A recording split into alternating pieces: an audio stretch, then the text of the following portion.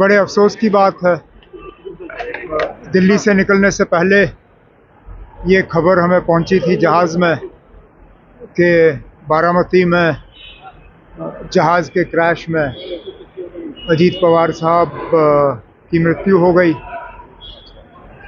मैं अजीत पवार साहब को तब से जानता हूं जब मैं मुंबई में कॉलेज में पढ़ रहा था और पवार साहब के साथ रहता था। उन दिनों अजीत पवार साहब नए नए सियासत में शरद पवार साहब की मदद करने के लिए मैदान में उतरे हुए थे। तब से जो उनकी शुरुआत रही, हमेशा महाराष्ट्र के लोगों की उन्होंने सेवा और खिदमत करने की कोशिश की। जो लोग उन्हें जानते हैं और जिन्होंने उनका काम करने का तरीका देखा, वो ये जानते थे कि एक बहुत ही काबिल एडमिनिस्ट्रेटर के तौर पे जाने जाते थे और एक अच्छे पॉलिटिकल वर्कर।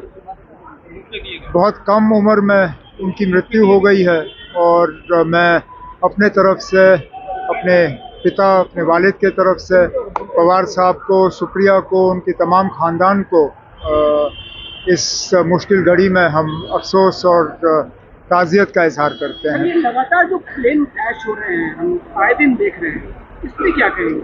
ना, अब हर एक प्लेन क्रैश का अलग अलग वजह। इस प्लेन क्रैश में क्या हुआ, अभी शायद हम में से किसी को इस पे टिप्पणी करनी नहीं चाहिए। इसमें तहकीकात हो, इंक्वायरी हो, उसके बाद पता चलेगा क्या जहाज़ में खराबी थी, क्या मौसम ख़राब था, कोई और वजह थी, आखिर देखते हैं।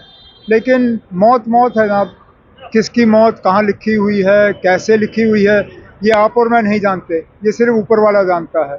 और अफसोस की बात ये है कि उस जहाज़ में जो लोग इस दुनिया को छोड़ गए, उनके लिए इतना ही वक्त मुकर्रर किया गया था। सर, बीते कल अखिलेश यादव कोलकाता आए थे, मुख्यमंत्री से मुलाकात हुई। उन्होंने कहा है कि बीजेपी के खिलाफ जो लड़ाई है, जो एक संगठन है, उसकी मुखिया ममता बनर्जी बन सकती है, वही बीजेपी को चैलेंज कर सकती है। आप क्या कहेंगे? अब ये ठीक है, अखिलेश जी का ये कहना अपने आप में गलत नहीं है, लेकिन ये हम सबको मिल बैठ के फैसला करना होगा।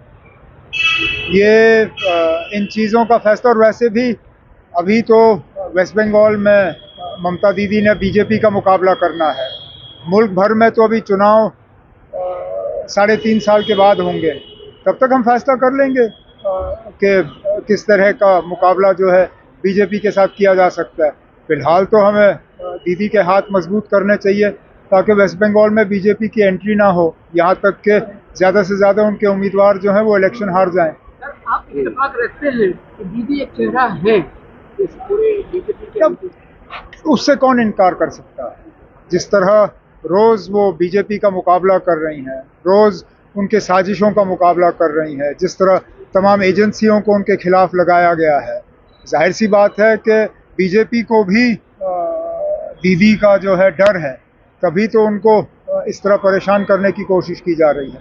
दीदी रेड के वक्त दीदी जिस तरह से गई और सारा तो उनकी बहादुरी का कोई मुकाबला नहीं है, और ये आज की बात नहीं है।